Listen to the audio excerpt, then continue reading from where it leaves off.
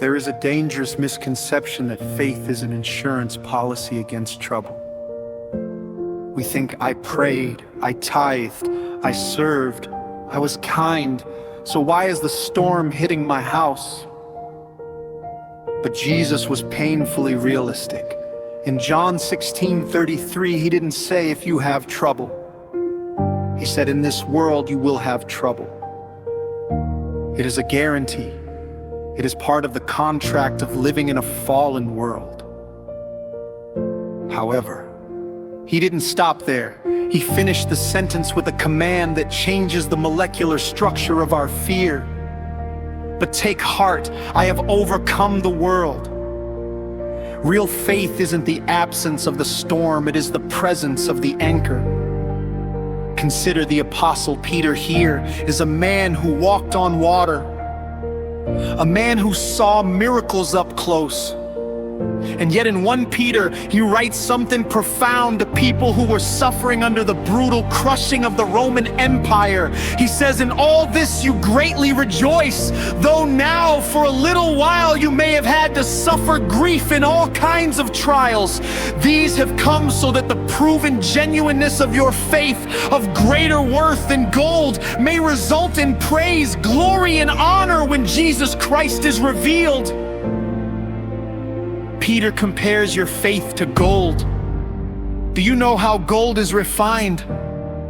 It isn't polished with a soft cloth, it is put into the fire. It is heated until it becomes liquid, until the impurities, the dross, rise to the surface and are skimmed off. The refiner keeps the gold in the fire until he can see his own reflection in the metal. Right now, the heat feels unbearable. You feel like you are melting. You feel like you are being undone, but you are not being destroyed. You are being purified. God is skimming off the fear. He is skimming off the pride. He is skimming off the reliance on your bank account, your reputation, and your own strength, until the only thing left is a faith so pure that when people look at you, they don't see your struggle, they see the reflection of the King. We love the story of Joseph in Genesis. We love the coat of many colors, and we love the ending where he becomes the prime minister of Egypt. But we skip over the middle between the promise God gave Joseph in a dream and the fulfillment of that promise. There were roughly 13 years of hell. Betrayal by his brothers, slavery, false accusation, prison. Psalm 105 says something chilling about this time. Until the time that his word came to pass, the word of the Lord tested him. Think about that. The very promise God gave him was the thing testing him. God, you said I would rule, but I'm in chains. You said I would lead, but I'm serving. When your reality contradicts your theology, that is the crisis of faith. That is the moment you decide who you really are. So how do we respond?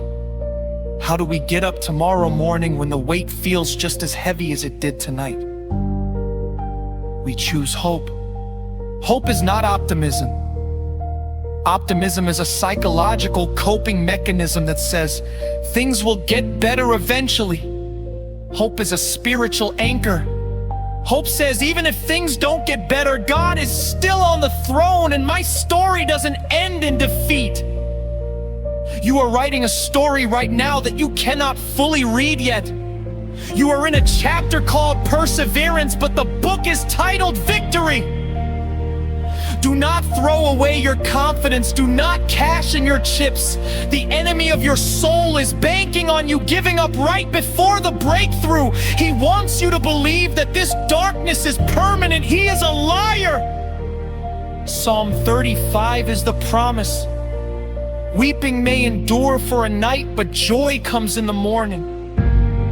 The night may be long, it may be dark, it may be cold, but the night has never in the history of the universe defeated the sun. The sun always rises, the morning always comes, resurrection always follows death. Your pain is not wasted. It is being woven into a tapestry of grace that will one day be a blanket of comfort for someone else. You are going to survive this. And not only will you survive, you will emerge with a strength that is terrifying to the enemy. You will walk out of this smoke smelling like incense, not like ash. So lift your head, square your shoulders, dry your tears. The creator of the universe has not forgotten your name. He has numbered the hairs on your head, and he has bottled every tear you've cried. Hold the line, keep the faith. You are not finished. You are just being forged. And when you come out of this, and you will come out of this, you will shine like the stars in the universe, holding fast to the word of life. Stand firm.